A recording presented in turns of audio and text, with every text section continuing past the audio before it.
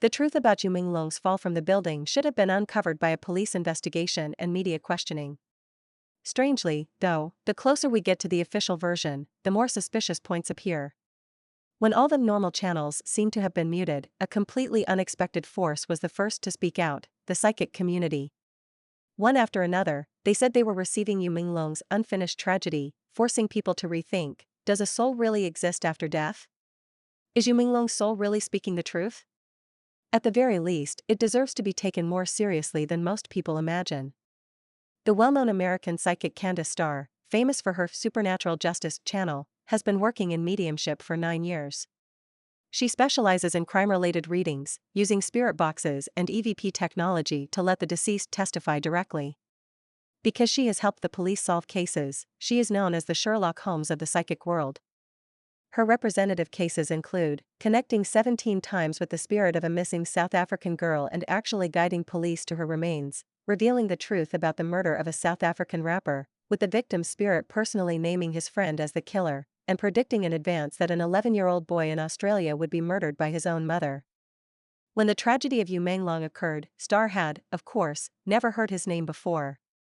But netizens kept leaving her messages, repeatedly mentioning that Yu Menglong had fallen from a window and begging her to help contact him. Starr immediately went online and made a decision: if Yu Menglong needs justice, we will speak out for him. Before starting the session, Starr said, "Celebrities don't just fall out of windows for no reason. That's not something that should be normal. But somehow it's become normal. You know what I mean, right?" Chinese-speaking viewers instantly flooded the chat. We know all too well. Next, let's review Starr's 3 spirit box sessions with Yu Menglong on November 2nd, 6, and 13. The information revealed was so heavy and so painful that she described the first session as the most tragic one she had ever done in her life. The most tragic session she's ever done. On November 2nd, Starr said, "I help victims. I give them a second chance to speak. If you're ready, we can begin." Yu Menglong immediately showed her a flood of images that left her stunned and needing a moment to compose herself. Starr couldn't help saying, "This is a chosen person, a pure soul full of light. This beautiful soul was used by darkness. It's like he was deliberately selected. His soul had been entrusted with a particular purpose, but his purity, wisdom, dedication, and self-discipline were all used in service of darkness." Starr said the corners of her eyes kept flashing with something. Yu Menglong will awaken many people. His energy is being harvested by evil. There is a large group of people he knows who are aware of all this. It involves huge sums of money, and it looks like money laundering. But you kept shaking his head. "That's not me. It has nothing to do with me. These people are very powerful. Most of their money is stolen. I wasn't involved. I wasn't involved." Throughout the reading, Starr was in unbearable pain, her hands trembling. They treated Yu Menglong like an animal, locked in a cage, unable to get out. They only let him out when they needed him to perform, like a circus animal locked in a cage. These people are billionaires. They're so rich they can make anyone disappear. They are killing chickens to scare the monkeys, sending a warning to others in the circle: don't resist, don't expose, don't talk too much. When you sign the contract, it's basically like signing away your soul. My God, there are many more people like Yu Menglong. You said, "I feel awful. I feel awful. I was hurt. I was really hurt, but forced to smile. I was slowly dying, and they didn't care. I knew my fate. I tried not to accept it. I tried to resist." Starr continued, "I see what a truly wonderful person Yu Menglong was. My heart hurts so much it feels like it's tearing apart, because I know what he's showing me is only a portion of his suffering." Starr also said that in the days before Yu's death, she saw that something had been put into what he drank. After he drank it, he became drowsy and fell asleep, left at the mercy of others. You said, "Too many people are involved. Many of those who know the truth keep silent because their hands are stained with guilt as well. In his industry, there are many others who've been through the same thing. Don't sign those contracts. As long as you keep signing, there will be more victims." You said, "The truth can get people killed." Starr stated that this was the most tragic and most difficult reading she had ever done. She didn't even know how to describe it, she had never seen anything like it. She said that during that period, her mental state was extremely abnormal. shrouded every day in depression, sadness, and heartbreak. She kept seeking comfort from food. That familiar high, Menglong, came again. On November 6, Star once again used a spirit box device in a livestream to communicate with Yu's soul. Suddenly a high came through, sounding exactly like the high that had been heard at the memorial ritual held for Yu by his mentor, Sun Durong. Star said she got goosebumps all over. Viewers watching the stream were also highly emotional, flooding the chat with comments like, Menglong really came again, and my heart hurts so much. Some viewers helped translate and compile Yu's replies in detail. 3:44, he greets with hi. 4:10, I was hurt. 4:13, they bullied me. 5:38, Fan Shichi is the killer. 5:44, Aurora Light, Jiguangguang. 7:13, Ching Ching Song. 7:23, Xian Chi. 7:45, the two agents are Du Cheng and Zhou Pin. 8 o'clock, these people have been deliberately hidden and protected by the CCP. 8:39, I'm innocent. It wasn't my fault.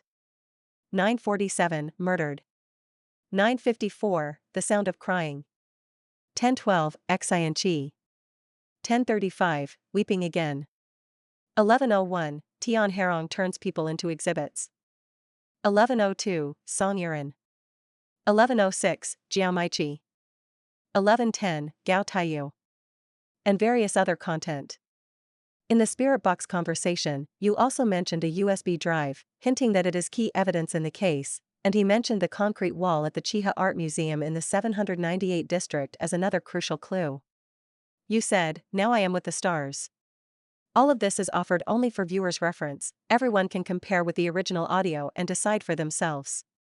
Is Gu Junchen still alive? On November 13, Star contacted Yu Menglong's soul once again. She asked, is your friend Gu Junchen still alive?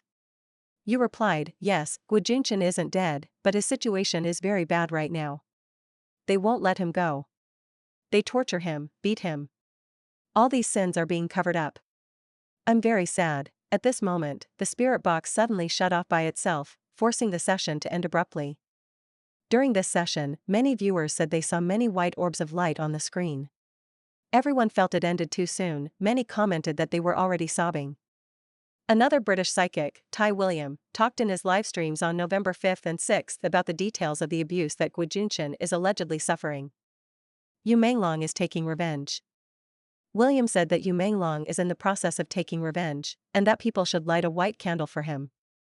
White is the purest and most powerful color, while demons and the CCP like red and black the most. She said, write his name, date of birth, and messages of blessing on the white candle, wishing that his soul will not be trapped by evil, that he can be freed and ascend to heaven and be with righteous deities. William also said that Yu's death has brought about immense changes. Look at the extreme weather in China, the resurgence of infectious diseases, it's very eerie. She said that the scandals in the entertainment industry will be further exposed and the industry will therefore decline and undergo huge changes. Beneath the luxurious, glamorous appearance, many celebrities and their companies are actually bankrupt or deeply in debt, and many people are living in misery. William said she no longer wants to continue doing these readings because they almost completely exhaust her energy. They don't make her happy, she wants to go into nature and needs more rest. Is it real when souls reveal the truth? Besides the Western psychics mentioned above, a Taiwanese YouTube channel called 204 Files once released a video of a supernatural experiment using an EVP spirit box.